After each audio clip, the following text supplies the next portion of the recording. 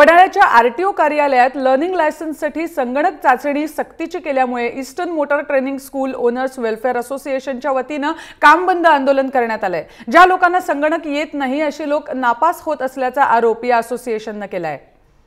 वडाळ्याच्या RTO कार्यालयात संगणक चाचणी सक्तीची केली आहे आणि त्यामुळे अनेकांची गैरसोय झाली आहे। ज्यांना संगणक येत नाही अशा लोकांना सर्रास नापास केलं जात आहे। त्यामुळे परवाना मिळवण्याबाबत अनेक अडचणी येत आहेत। तसंच संगणक चाचणीमध्ये विचारलेले प्रश्न वाहतुकीबद्दल नसल्याचा आरोप ईस्टर्न मोटार ट्रेनिंग स्कूल असोसिएशनने केला आहे। शासनाची जी मोहीम आलेली आहे त्याला विरोध नाही, परंतु इतर जे बेरोजगार लोक असतील, कॉम्प्युटरची टेस्ट नाही देऊ शकत, संगणकाची चाचणी नसेल घेतली, अशा लोकांना तुम्ही जर कॉम्प्युटर बसवलं, त्यांना माऊथ नसतं माहीत, त्यांना स्क्रीन माहीत नसतं, कॉम्प्युटर माहीत नसतं, अशा वेळेला शासनाची सुद्धा जबाबदारी आहे की अशा वेळेला लोकांना जास्तीत जास्त प्राधान्य द्यायला पाहिजे। अशा प्रकारची जी मोहीम तुम्ही राबवतात याला आम्ही असोसिएशनच्या माध्यमाने तीव्र शब्दात निषेध करतो, विरोध करतो।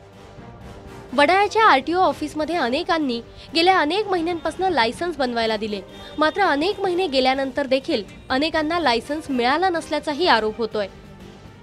5 महिना पूर्ण उजडलेला आहे, पण अजून लायसन्स काय मला भेटले नाही। अजून 4 ते 5 वेळा आलेला आहे की हाय बनवाय पाठवले, प्रिंटला पाठवले, डॉक्युमेंट पुढे पाठवले, एवढे फक्त उत्तर भेटतं, पुढे काय। वडाळा आरटीओनं नव्यानं सुरू केलेली ही योजना आता संपूर्ण महाराष्ट्रात सुरू होणार आहे।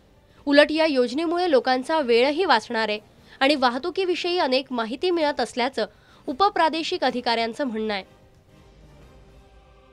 ती सेपरेट कॉम्प्युटरवर बसून लगेच टेस्ट देऊन तो बाहेर पडू शकतो।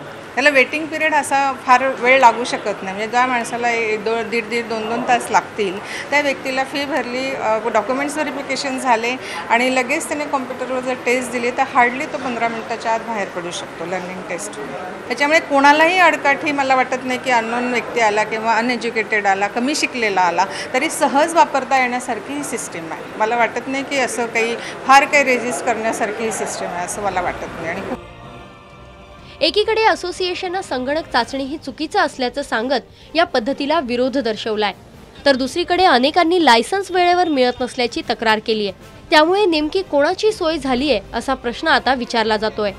कॅमेरामन अविनाश लोंढेसह सीमा दाते, जय महाराष्ट्र, मुंबई।